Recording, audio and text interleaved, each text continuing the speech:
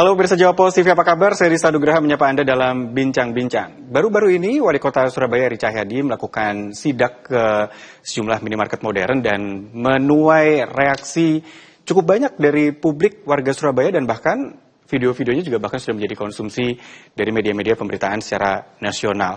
Banyak yang mempertanyakan apa iya harus seperti itu, banyak pro, banyak kontra gitu ya. Ini sebenarnya ujung pangkalnya adalah bagaimana minimarket ini bisa menyediakan lahan parkir secara gratis dan ada yang bertugas untuk menjaga parkir tersebut. Di sisi lain juga ditemukan pelanggaran lain yang diindikasikan adalah menyewakan lahan untuk lapak-lapak UMKM yang sebenarnya sudah cukup biasa kita temui di lahan-lahan parkir yang ada di minimarket. Lalu sebenarnya apa yang menjadi dasar untuk tindakan dari Wali Kota Surabaya akhirnya menyegel dari minimarket tersebut yang bahkan mungkin ada di sekitar Anda yang juga warga Surabaya. Kita bahas dalam bincang-bincang malam hari ini pemirsa, tapi saya hadirkan terlebih dahulu di awal video tayangan yang berikut ini.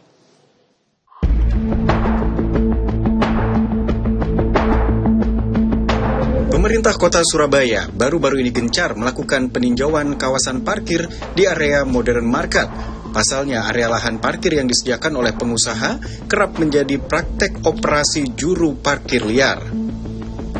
Adanya temuan operasi juru parkir liar, Eri pun menginstruksikan jajarannya untuk melakukan pengecekan fungsi lahan parkir di 800 minimarket yang ada di Surabaya. Pemerintah kota itu menindaklanjuti terkait dengan keluhan-keluhan yang ada di parkirnya toko swalayan. Jadi teman-teman sekarang baru tak kasih tahu kenapa toko swalayan itu harus menyediakan parkir. Ada Perda 1 tahun 2018, Perda nomor 3 tahun 2018.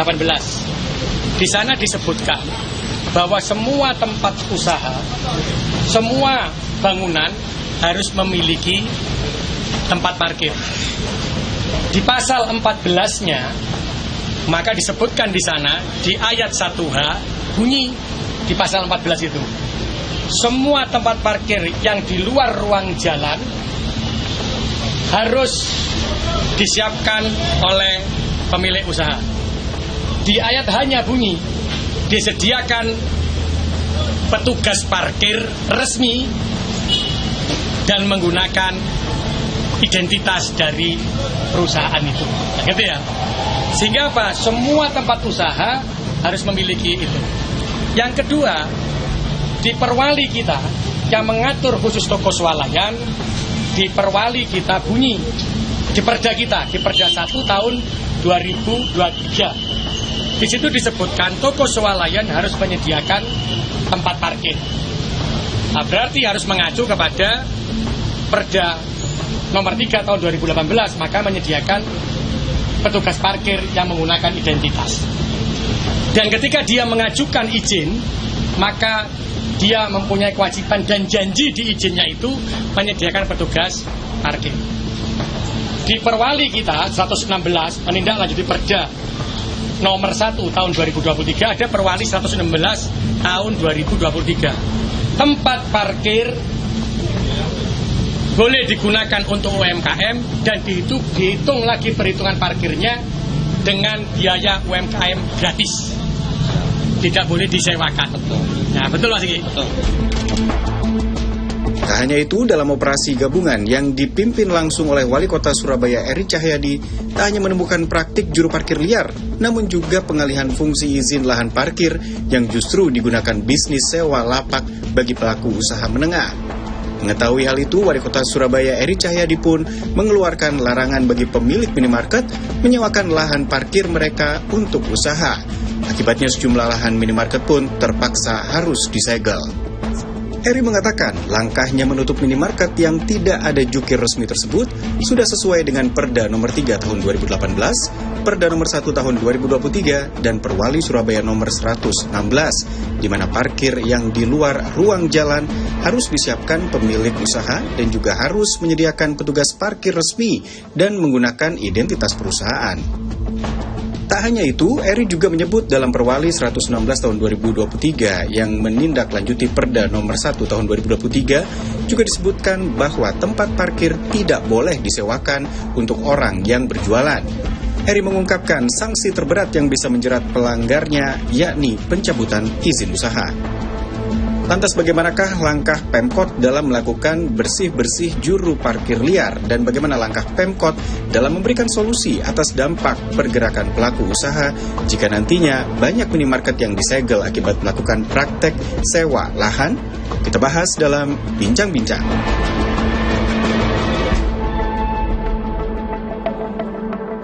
Ya, pemirsa, untuk membahas topik ini saya tidak sendiri. Di studio sudah hadir bersama kami para narasumber yang sudah ada di sebelah saya. Ada Pak Eri Irawan, Ketua Komisi C DPRD Kota Surabaya. Pak Eri Irawan, selamat malam. Malam, Mas. Terima kasih sudah hadir. Di sampingnya ada Pak Yohanes Franklin, Koordinator Ketua Tim Bidang DPMPTSP atau Dinas Penanaman Modal dan Pelayanan Terpadu Satu Pintu Surabaya. Pak Yohanes, selamat malam. Selamat malam, Pak. Terima kasih sudah hadir dan juga ada Pak Beta Ramadhani, Kabid Lalu Lintas di Sub Kota Surabaya. Pak Beta, selamat malam. Selamat malam, Pak. Terima kasih sudah hadir dan secara daring saya juga tersambung dengan Mas Tegar Rismanuar, Pakar Ekonomi dan Bisnis. Mas Tegar, mungkin sudah bisa mendengar suara saya, Mas Tegar?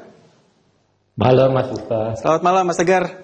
Kita tunggu juga nanti ulasan-ulasan atau tinjauannya seperti apa. Tapi usai jeda saya buka pertanyaan satu persatu. Pemirsa, di Bincang-Bincang kali ini, usai jeda kami akan segera kembali untuk Anda.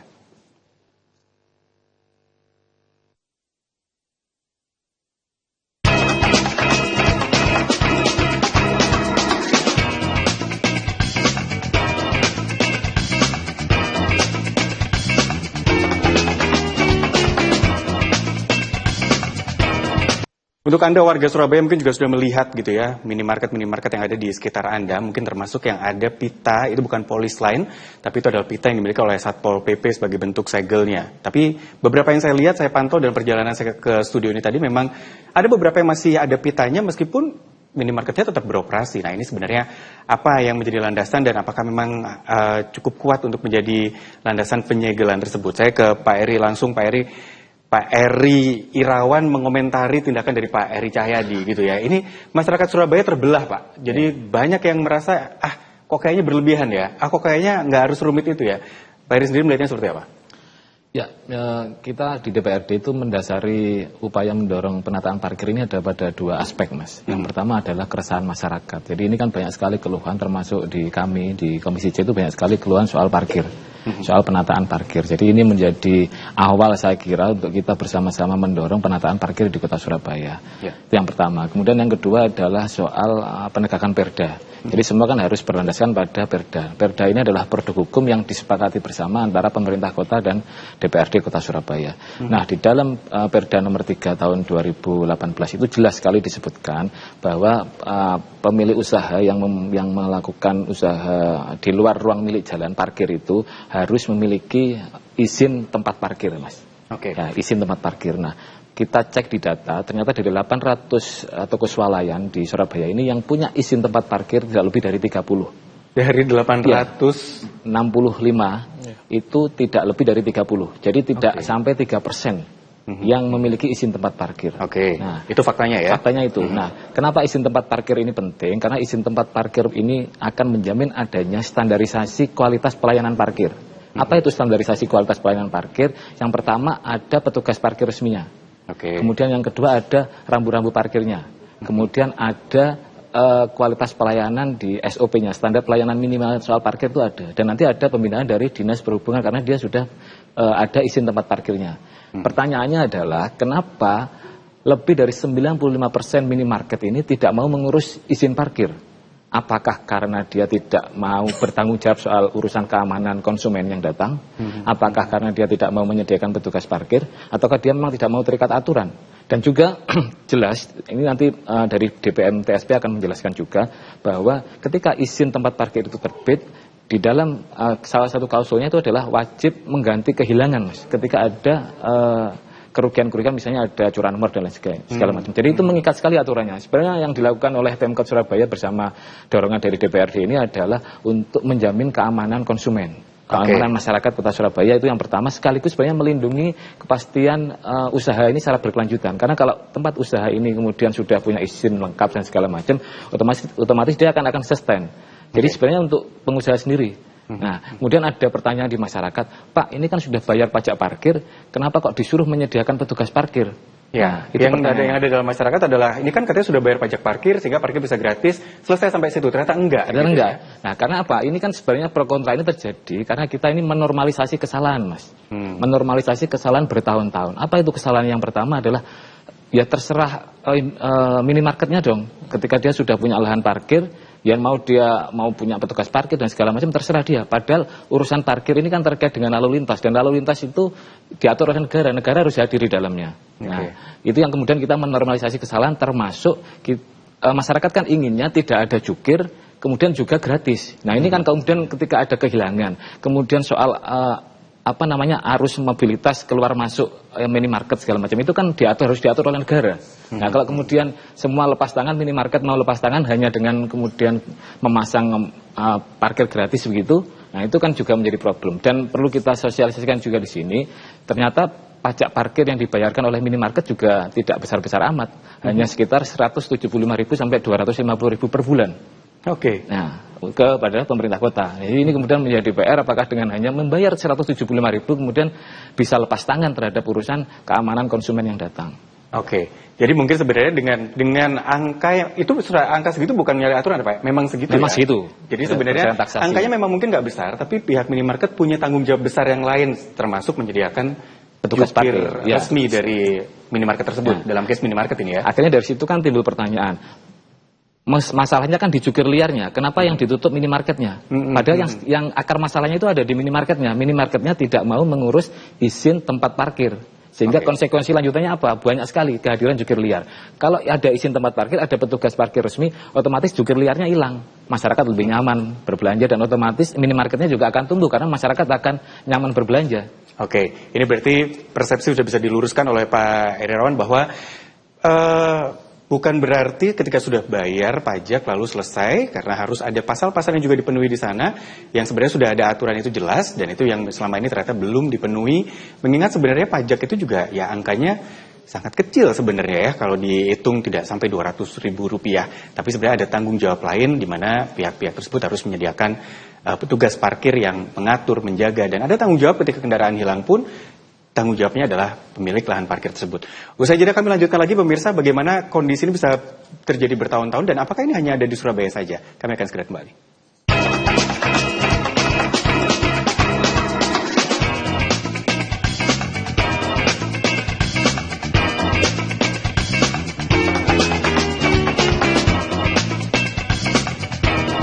Ya, sudah dijelaskan dari Ketua Komisi C DPRD Kota Surabaya bahwa ada pasal-pasal dalam Perda yang memang harus dipatuhi. Tapi memang faktanya ada 800-an lebih minimarket yang memang beroperasi di wilayah Surabaya, tapi sebelumnya hanya 30-an. Saya ke Pak Yohanes, memang datanya seperti itu Pak, atau memang sekarang setelah ada keluhan masyarakat terkait jukir liar, ada tindakan dari Pak Eri, ada perkembangannya seperti apa sekarang? Ya, baik. Terima kasih Pak. Pada saat ini memang setelah adanya tindakan dari pemerintah Kota Surabaya, kesadaran dari pelaku usaha toko modern untuk mengurus izin parkir akhirnya terbuka. Jadi sampai saat ini sudah ada sekitar 600 toko modern yang mengajukan izin parkir hingga malam hari ini, dan itu sedang berproses untuk melengkapi kelengkapan terutama ketersediaan petugas parkir. Jadi memang akhirnya para pelaku toko modern ini memahami bahwa ketika mereka di dalam IMB-nya itu adalah lahan parkir yang sudah tersebutkan, mereka juga wajib untuk mengurus izin penyelenggaraan parkirnya, walaupun itu memang gratis, memang tidak dipungut biaya fasilitas dari toko. Nah, tapi memang petugas parkir itu untuk mengamankan area parkir, karena ada kewajiban bagi penyelenggara toko untuk mengamankan kendaraan yang di situ. Jadi kalau ada kehilangan tadi yang sudah disampaikan Pak Erik, ada kewajiban untuk mengganti rugi ataupun asuransi ketika ada kehilangan di tempat itu. Jadi itu juga jaminan bagi pengunjung yang datang, ketika dia datang ke situ untuk berbelanja, dia merasa aman juga di situ. Oke. Sebenarnya mungkin kalau kita lihat di sekitar kita mungkin ibu-ibu yang biasa belanja di minimarket modern, sudah ada ya beberapa minimarket besar yang punya area parkir, ada jukir parkirnya khusus, petugas parkir, dan tetap gratis gitu betul. ya. Cuman memang yang jadi nggak biasa adalah kalau kita sebutkan adalah minimarket di sekitar rumah kita gitu ya, yang rata-rata ada tempat parkirnya. Mungkin tidak ada jukir liarnya, tapi tidak ada petugas parkirnya juga, gitu ya. Ini yang ditindak tegas akhirnya. Betul. Dari 800-an sudah ada 600-an, ini akan terproses lamakah di sini? Tidak, jadi ketika memang sudah ketersediaan petugas parkir ada dan surat untuk jaminan untuk ketika ada kehilangan untuk siap mengganti rugi, itu pada intinya kami akan proses. Jadi kami proses sesuai ketentuan, kelengkapan berkasnya. Jadi ketika lengkap sekitar 2-1 hari kita proses untuk diterbitkan izinnya. Berarti sebenarnya ketika taruhlah minimarket modern ini berdiri, beroperasi, mereka sudah jelas membaca aturan-aturan itu kan Pak? Iya. Pasti sudah menyetujui juga dengan itu kan? Jadi pada saat pengurusan IMB atau PBG, sebenarnya mereka kan sudah mempunyai dana lahan yang ada ketersediaan parkir. Nah, cuman memang ketika sudah mengetahui ada area parkir yang digunakan, memang untuk mengurus kepada izin penyelenggaraan parkir ini yang di Perda 3 2018 ini yang istilahnya mungkin kewajiban ini yang belum terjalankan seperti itu. Jadi makanya kita dorong supaya pelaku usaha setelah punya IMB dia ngurus izin parkir sebelum beroperasional seperti itu juga. Jadi sebenarnya mereka harus wajib paham dengan aturan, tapi ternyata di lapangan bertahun-tahun ini tidak dijalankan berarti dari sekian banyak yang ada. Gitu ya. Saya ke Pak Beta sendiri, kalau tadi dijelaskan Pak Heri bahwa ini harus ada pengaturan, harus ada yang jaga karena berkaitan dengan lalu lintas. Pak Beta sendiri pandangannya seperti apa dengan kondisi yang ada sekarang? Kalau terkait petugas parkir dalam minimarket memang sangat diperlukan sebenarnya karena untuk mengatur selain kendaraan yang keluar masuk, kita juga dari pemerintah kota perlu melihat potensi parkir yang ada di situ. Jadi tentunya setiap toko modern akan berbeda jumlahnya, kendaraan yang keluar masuk, apakah motornya berapa, mobilnya berapa, itu akan berbeda-beda. Tentunya dengan ini diharapkan ada perlakuan yang berbeda antara toko modern satu dengan modern yang lain terkait pajaknya. Nah, kita juga berharap dengan adanya juru parkir ini bisa mengurangi juru parkir liar. Ketika itu sudah berkurang, tentunya dari seperti apa tadi Pak Heri sampaikan, tentunya dari masyarakat juga akan lebih merasa aman. Karena kadang-kadang mungkin Mas Dita juga pernah merasakan beli air mineral 3.000, parkirnya 2.000 gitu kan. Jadi agak parkirnya 5.000 Pak. Jadi agak merasa gimana gitu. Nah, itu arahnya kita ke sana dan kita sudah dari pemerintah kota sudah pernah bertemu dengan manajemennya toko modern ini dan mereka sendiri menyatakan dan berkomitmen untuk tetap menyalakan parkir secara gratis. Jadi ketika dia lakukan komunikasi pun mereka juga memahami dan siap patuh dengan aturan-aturan itu gitu ya. Saya coba ke Pak Mas Tegar. Mas Tegar, responnya dengan adanya sidak yang cukup viral ini Mas Tegar? Ya sebenarnya ini sesuatu yang baik, tapi ada satu hal yang harus diluruskan, di mana ada misleading ya. Karena kalau netizen tuh lihatnya ya yang negatif aja gitu. Dimanapun juga namanya pengusaha itu harus comply terhadap aturan, karena misalkan nggak comply pasti akan ada eksternalitas nanti ya di kemudian hari. Nah, tadi dijelaskan juga bahwa ketika misalkan ini pajak parkir ini ditaati, artinya kan ada kantong-kantong penerimaan daerah yang bisa dioptimalisasi di sini. Sementara itu harapannya tadi misalkan digratiskan gitu ya, digratiskan untuk konsumen, artinya kan konsumen akan mengalami surplus konsumen sebenarnya. Sementara dari sisi minimarket sebenarnya akan ada branding yang baik bahwa kalau di minimarket ini udah bebas parkir, habis itu ada petugas parkir yang menjaganya, kayak yang retailer yang lebih besar kayak gitu. Nah, cuman ada area improvement sebenarnya setelah ada case ini adalah di aspek supervisornya lah. Misalkan hal ini dilanjutkan, apakah di kemudian hari akan balik lagi atau tidak gitu ya. Itu area improvement yang mungkin menjadi garis bawah dari saya ya. Supaya apa? Supaya ya tadi lagi, kalau ujungnya yang dikorbankan konsumen gitu ya, dan produsennya udah kadung bayar gitu ya, maka di sini akan terjadi loss di kedua belah pihak. Sementara kan niat baik dari sebuah aturan ini kan mengadakan satu fair game gitu ya antara konsumen sama produsen kayak gitu. Itu sih Mas Dista kira-kira. Oke, itu ditinjau awal ya, karena masalahnya juga nggak cuma sekedar parkirnya saja, tapi nanti juga kita lihat juga. Nah, itu dia. Nanti saya lanjutkan ke Mas Tegar. Usai jeda pemirsa, kami kembali dalam bincang-bincang, tetap bersama kami.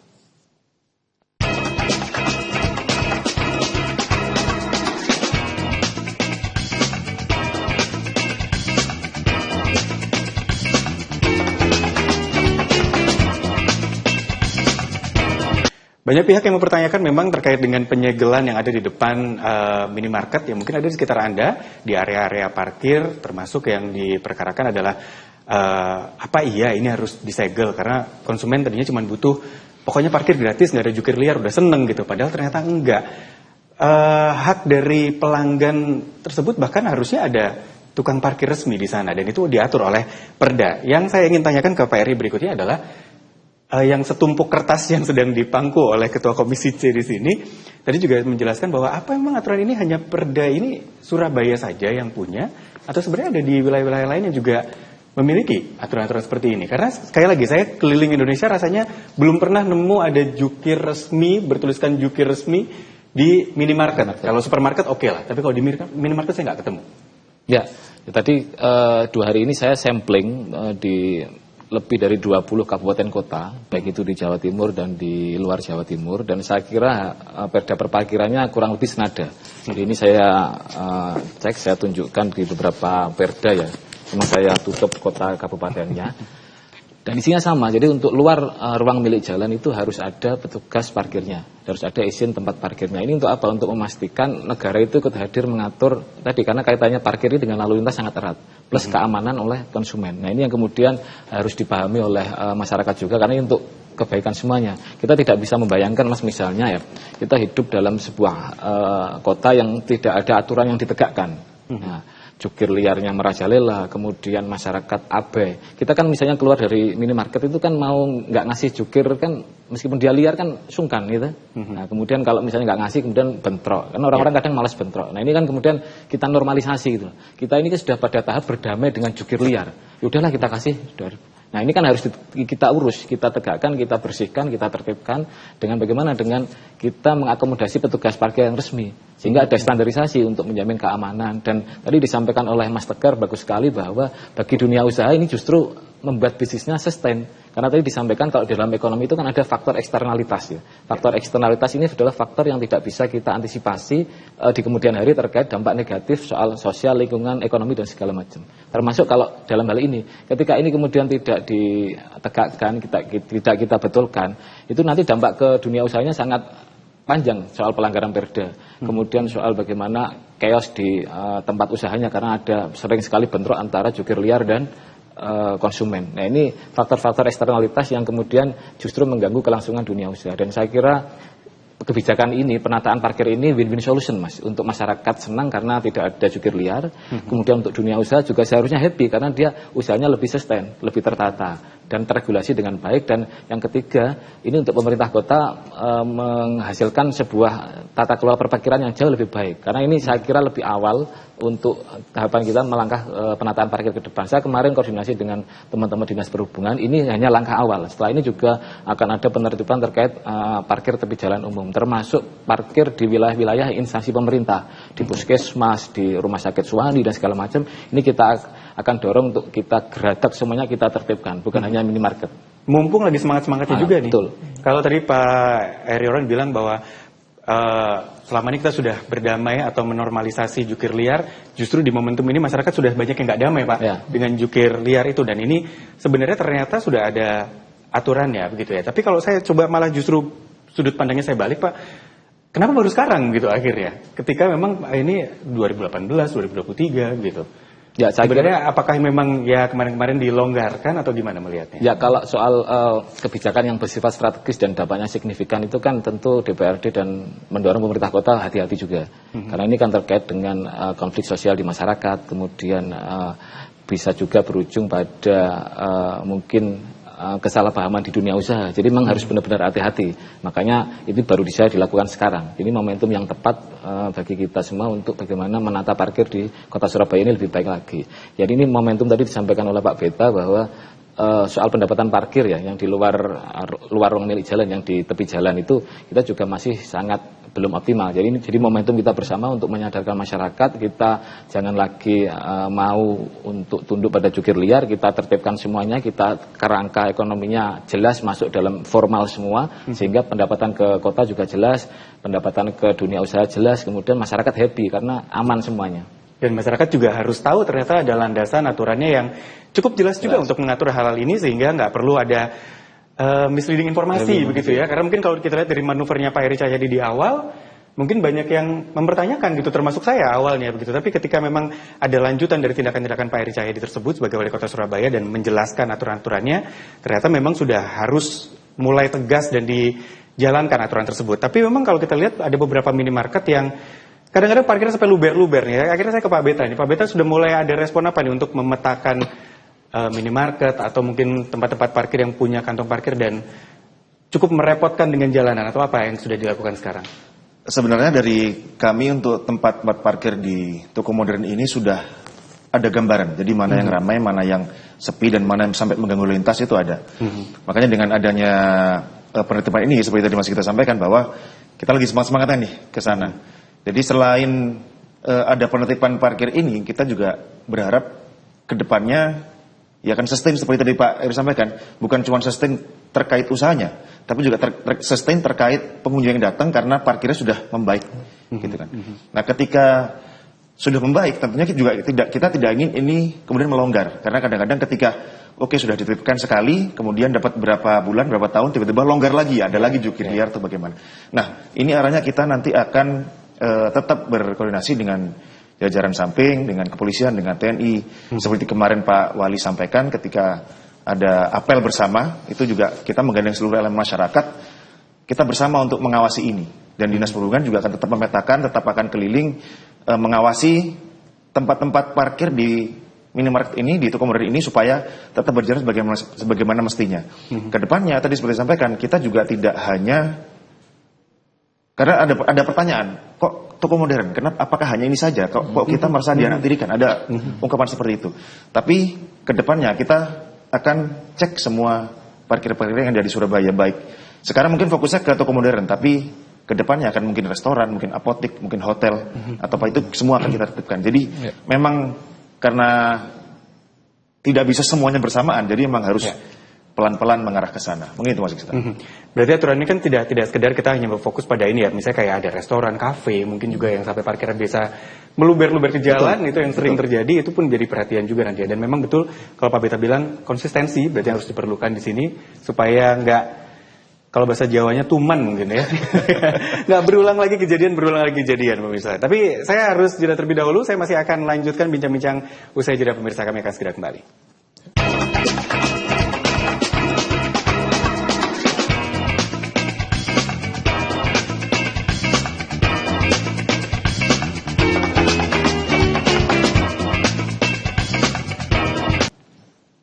Ya, Anda kembali bersama kami dalam bincang-bincang. Saya termasuk juga ingin menyinggung gitu ya, karena dalam sidak yang dilakukan oleh Wali Kota Surabaya ini juga terkait dengan lahan untuk UMKM. Sudah sangat terbiasa mungkin kita melihat ada lapak-lapak pedagang di area parkir di minimarket modern. Saya ke Pak Heri Irawan kembali, Pak.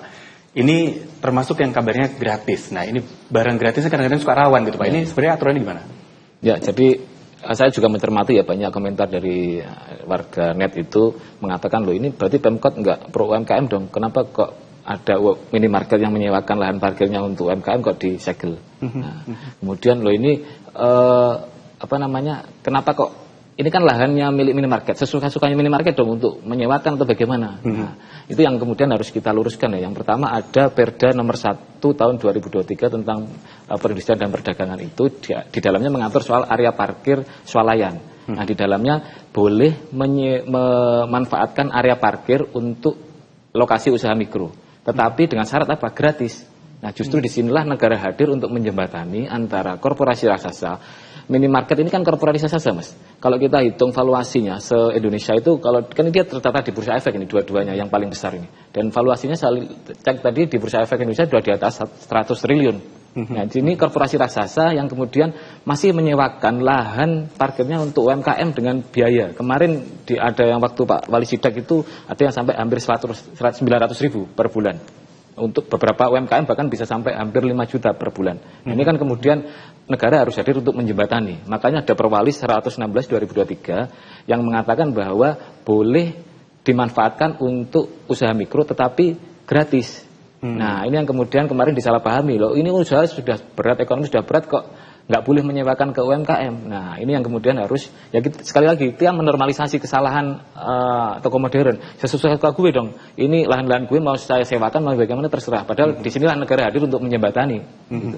Jadi kayak rasanya nggak adil gitu ya, sebuah perusahaan yang besar gitu ya, dengan valuasi sebesar itu masih memungut gitu harapannya. Saya ke Mas Tegar ya, kalau seperti ini. Mas Tegar kan memang disoroti juga gitu ya, terkait dengan lahan parkir di minimarket ini yang disewakan oleh pihak minimarket ke pihak UMKM, dan ini harusnya gratis. Mas Tegar sendiri melihatnya seperti apa, Mas?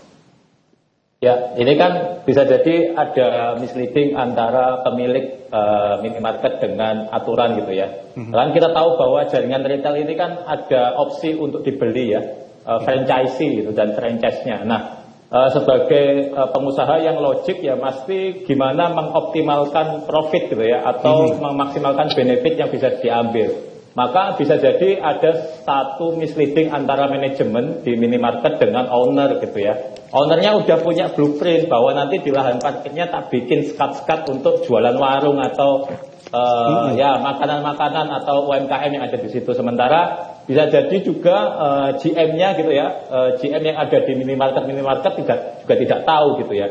Maka di sini sebenarnya dengan adanya fenomena ini ya, momen ini harusnya alignment lagi Bu, antara minimarket secara korporasi, owner minimarketnya sebagai jaringan retailnya, dan juga UMKM gitu. Tadi betul bahwa memang negara harus hadir gitu dengan bentuk memberikan sebenarnya ini kan eksternalitas positif gitu ya, di mana minimarket akhirnya bisa menyediakan banyak ruang-ruang untuk pendapatan tambahan untuk warga negara gitu. Cuman memang pada akhirnya akan terjadi penyesuaian nanti ya di BOP-nya mereka, beban operasional mereka. Jadi mereka akan menyesuaikan lagi secara forecasting gitu. Tapi ya aturan ini harus comply gitu, karena kalau misalkan tidak diikuti oleh pengusaha minimarket, ini bagian dari resiko gitu ya, resiko yang harus dibayar gitu. Misalnya kayak disegel dan sebagainya. Nah ini kan masih sementara gitu. Once udah comply pasti dari pemerintah akan buka itu, dan seharusnya ini segera disebarluaskan bahwa ternyata minimarket itu ada satu ruang yang bisa dimanfaatkan secara gratis oleh UMKM kayak gitu. Memang sekarang pasti menghantam BOP mereka, tapi ya kemudian hari pasti akan jauh baik gitu sih, Mas. Jadi mendingan gratis atau mendingan ada sewa tapi murah sekali gitu misalnya, Mas Tegar?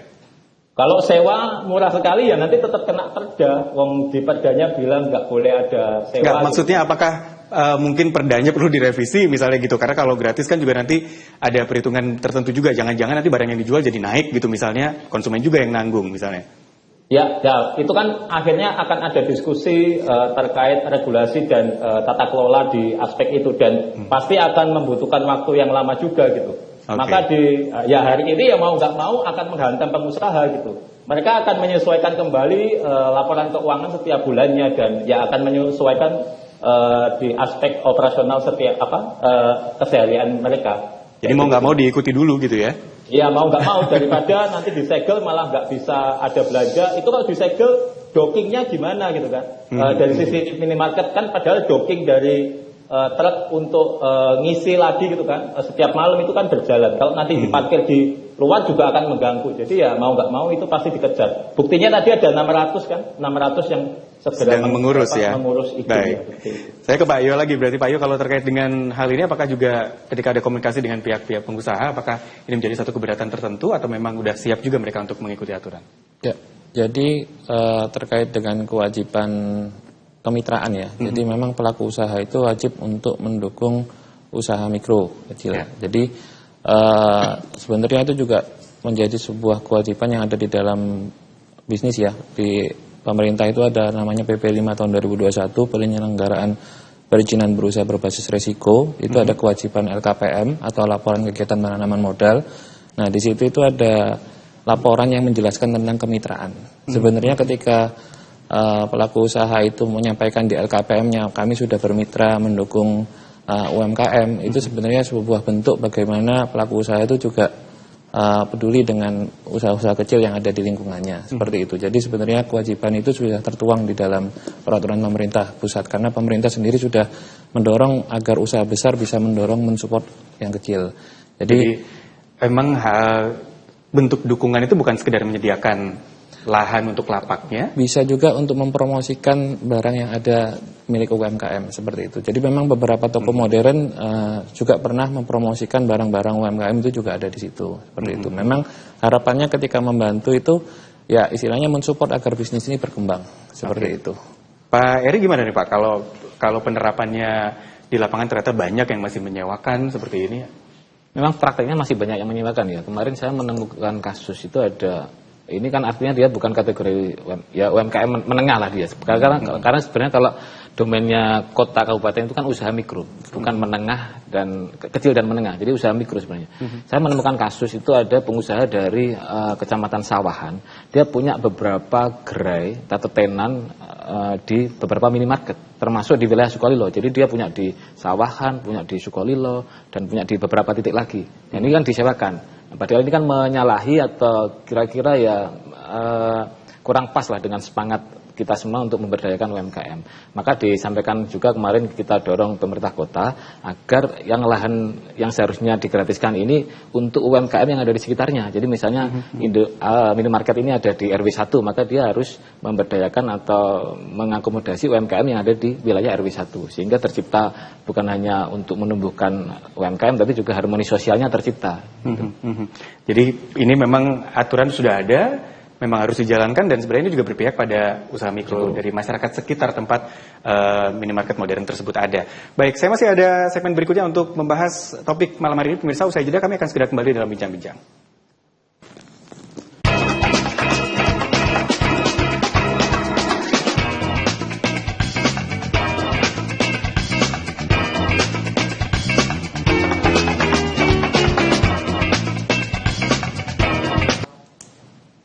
Kembali dalam bincang-bincang, pemirsa, memang pemerintah Kota Surabaya fokusnya untuk menghilangkan jukir liar gitu ya, terutama yang sekarang mungkin lebih terasa di minimarket begitu yang ada di sekitar kita dan sering kita akses juga. Tapi apakah ini hanya berhenti sampai sini atau ke tempat lain? Saya coba ke Pak Beta. Pak Beta, kalau bicara tentang parkir dan keramaian parkir yang mengganggu jalanan ini kan nggak cuma minimarket gitu ya, banyak kafe, bahkan sekarang di Surabaya banyak kafe 24 jam juga seperti itu. Sejauh ini yang sudah disisir apa saja dan potensi apa saja yang harus dicermati di sana? Tentunya selain minimarket pasti banyak lah tempat-tempat usaha yang memang ramai sampai keluar-keluar. Kita mensiasatinya dengan cek satu persatu, Pak. Jadi kita sisir ke lapangan mana yang berpotensi tinggi, mana yang rendah, dan mana yang sedang atau biasa.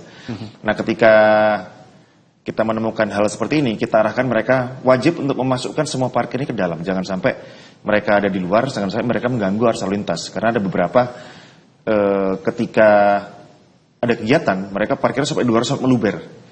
Cuman memang ada namanya di kita itu parkir insidental. Jadi parkir yang tidak setiap hari, tapi memang parkir yang bisa diadakan dalam waktu tertentu saja. Jadi misalkan seperti contohnya ada beberapa kampus yang mungkin ketika ada acara wisuda mereka parkir membludak. Nah, itu memang bisa diarahkan untuk mengajukan izin ke kita. Kita juga ikut menjaga di situ di lapangan supaya kita menjamin arus lalu lintas tetap terjaga. Jadi walaupun ada parkir sampai di luar-luar, kita tetap arahnya ke sana. Itu yang insidental ya. Insidental. Tapi kalau ada sampai ada satu tempat rame dan parkirnya tidak memadai, itu tentu akan kita tegur. Akan menegur ya. Ya, kita akan kirim surat peringat pertama, peringat kedua. Ketika sampai peringat kedua tidak diindahkan, maka kita akan berkoordinasi dengan Satpol PP. Kita memberikan surat untuk minta pendampingan dalam penertiban di lokasi. Baik, saya ke Pak Yohanes kalau gitu dari proses Pak, karena responnya ternyata sekarang katanya sudah ada 600 yang mencoba untuk mengurus izinnya gitu ya, memperbaiki izinnya. Targetnya sampai kapan nih? Karena kan jumlahnya ada 800 sekian kabarnya. Ya. Ini kalau yang sisanya nanti nggak tetap diem aja gitu, nggak respon dengan kondisi ini gimana? Jadi gini Pak, kalau Indomaret atau toko modern ya, toko modern itu kan ada juga yang lokasinya terintegrasi dengan mungkin dengan apartemen, dengan gedung perkantoran yang sudah punya parkir, maka parkirnya menjadi satu kesatuan. Tetapi yang kami target adalah yang untuk ngurus perizinan adalah mereka yang mempunyai lahan parkir tersendiri. Intinya itu. Jadi data di kami memang sekitar 655 yang membutuhkan ketersediaan petugas parkir dengan izin parkir, tetapi bukan berhenti di sini saja. Tadi seperti yang sudah disampaikan Pak Erik dan Pak Beta, banyak usaha-usaha lain yang mempunyai lahan sendiri. Kami juga tadi ada satu toko obat apotek yang juga sudah masuk untuk mengurus. Jadi tanpa harus ada peringatan, mereka juga punya kesadaran untuk mengurus perizinan. Jadi tidak kepada toko modern saja, tapi kepada semua pelaku usaha yang mempunyai lahan untuk penyelenggaraan parkir untuk mengurus perizinannya, seperti itu. Oke, supaya pasti gitu ya. Di sana sudah ada jukirnya, tidak mengganggu lalu lintas dan sebagainya. Saya sebelum ke Pak Eri, saya ke Pak Tegar terlebih dahulu. Pak Tegar, kalau dengan kondisi ketegasan pemerintah Kota Surabaya untuk menegakkan aturan perda yang ada, khawatir nggak ini nanti iklim usaha akan terganggu misalnya? Ya, kalau misalkan dari perspektif bisnis ya, langkah ini sebenarnya memaksa pelaku usaha untuk melakukan evaluasi ya, mengevaluasi ulang kepatuhan regulasi mereka secara menyeluruh ya. Dan segera cari solusi jangka pendek, jangka menengah, dan jangka panjang gitu ya. Pasti terdampak secara cash flow dan sebagainya. Tapi saya rasa dengan konsistensi dan rata gitu ya, tone of the top-nya itu bulat gitu ya, artinya semuanya akan masuk ke RAB mereka gitu ya, BOP-nya akan di adjustment, operasionalnya akan di adjustment, dan kalau saya kok penasaran nanti gimana petugas-petugas parkir ini ya, yang akhirnya akan membantu konsumen, akan membantu dari segi tokonya, dan bahkan kan sekarang kan minimarket itu kan juga yang parkir di situ ada yang ngetem lama sekali lah, itu nanti kayak gimana, apakah ada aturan-aturan khusus dan sebagainya. Jadi pasti secara bisnis akan terdampak, tapi nggak akan jangka panjang, ini jangka pendek aja. Kecepatan adjustment dari manajemen pasti akan nggak akan berdampak terlalu besar sih. Harus ada perhitungan dan adaptasi berarti di sini ya? Ya pasti. Baik, terakhir saya ke Pak Eri Rawan. Pak, kalau sebelumnya Pak Eri tadi menilai bahwa masyarakat sudah selalu menormalisasi adanya jukir liar atau aturan yang tidak dijalankan. Kira-kira akan kapan Pak mulai kita terbiasa melihat ada jukir dengan tulisan juru parkir resmi toko modern misalnya seperti itu? Ya, saya ingin mencoba menjawab ini dengan ilustrasi ya. Jadi kalau kita itu sakit ya, misalnya kita direfleksi, dipijat, itu kan kita akan dipijat oleh terapis itu di pusat-pusat sarafnya. Nah, yang kemudian membuat kita kadang meringis kesakitan. Nah, sama dengan proses ini. Jadi ini kan di pusat sarafnya langsung yang kemudian mengancam keberadaan ratusan jukir liar. Mungkin bisa ribuan karena ada sif-sifan itu. Jadi ini mengguncang